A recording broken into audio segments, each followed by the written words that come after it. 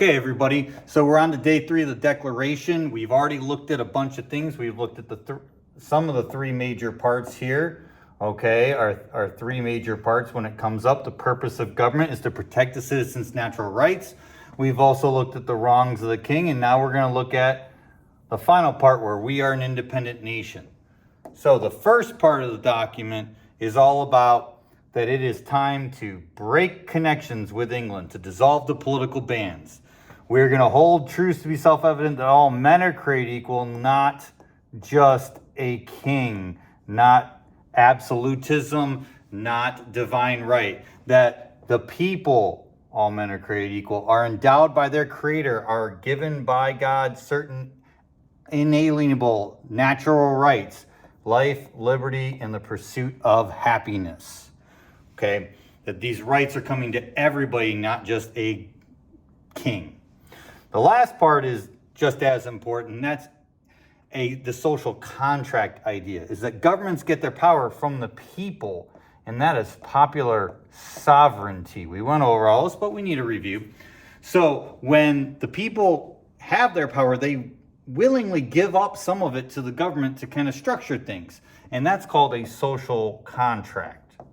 So when there's a social contract, if the government does not protect the rights of the people, okay, if they do not protect the rights of the people, the citizens can alter it or abolish it. And that altering was changing it through voting or through running for office or writing petitions, boycotts, all those peaceful protests, and even violent protests. Abolishing is starting over, which we actually have done in this country once before. So there's a basic, real quick summary of that. Then we started to look at the wrongs of the king. And we said, if we're going to declare independence, we need to make it very clear that the king has been a tyrant. And he is doing a ton of different things to us. So you looked at all of these ideas. Getting rid of our colonial assemblies. Making his own rules for justice.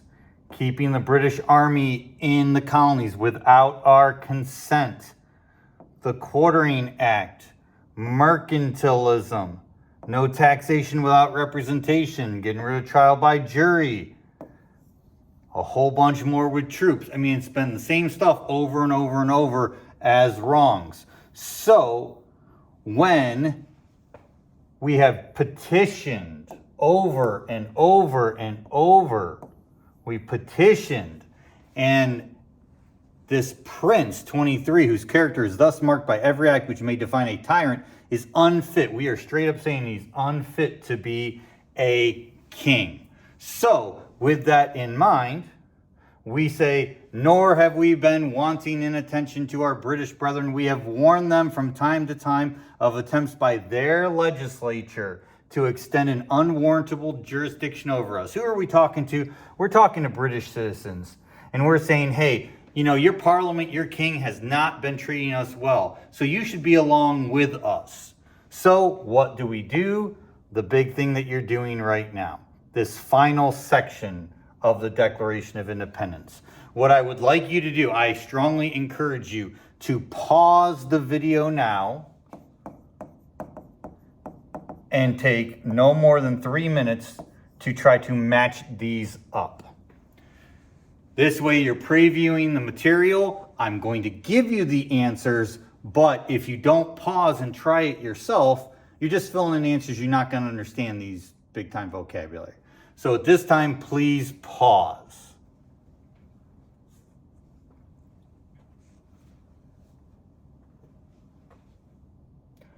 Okay. So I don't know if you paused. Hopefully you did. Let's come back together. What is the answer key for these? Declaration of Independence rules. I had a little bit of fun. I get a little bit bored. DOFIRULZ. So that should help us out with understanding some of this vocabulary as I go through this. Please follow along. Please, I mean, obviously you can't ask for help, but highlight and kind of listen to what I'm saying so that you can document what you need to. The colonies declare independence. This is part 3.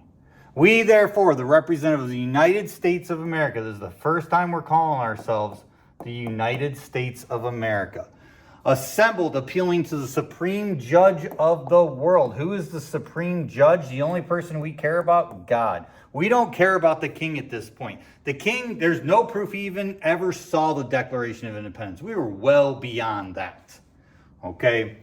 And 25, I'm going to use the numbers. By the authority of the good people of these colonies, popular sovereignty. The people of the colonies allowed the Continental Congress to set this up. We are solemnly publishing and declaring that these United Colonies and of right ought to be free and independent states. Very important. We are absolved from all allegiance to the British Crown, so we don't owe Britain anything. And that all political connection between the colonies and the state of Great Britain is and ought to be totally dissolved. That word that we did at the very beginning of this entire process. So now what can we do? I'm going to erase because you can always pause and look back. 28, what can we do now that we're free and independent states? We have the full power to levy war. We can go to war, and we're going to. We are at war with England. We can make peace. That's important that we can end it on our own. We can contract alliances. We can be friends with whoever we want. So whether this is getting help from France, who's going to be our best friend, or Spain, or other individuals, that's going to be important. I'm going to change colors. We can establish commerce. So we can trade with everybody. We don't have to follow mercantilism anymore. We had already been doing that since we kind of, we're fighting at Lexington and Concord, because we're not going to trade with the English while we're fighting them. And we can do all other things that independent countries do.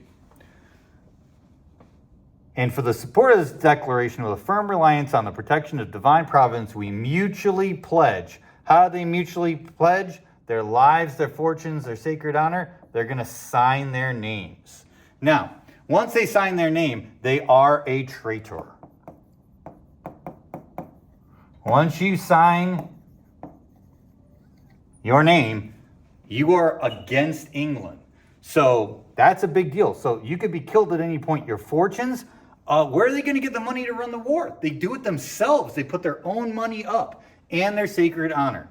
We don't have me in class today, so it is what it is. We'll kind of get back to John Hancock, but he is the president. He signs first. Hopefully I'll be able to go over that. I do want to clarify one other thing for you. Hopefully you're in good shape. You can always pause, rewind. That's a beautiful thing about the video.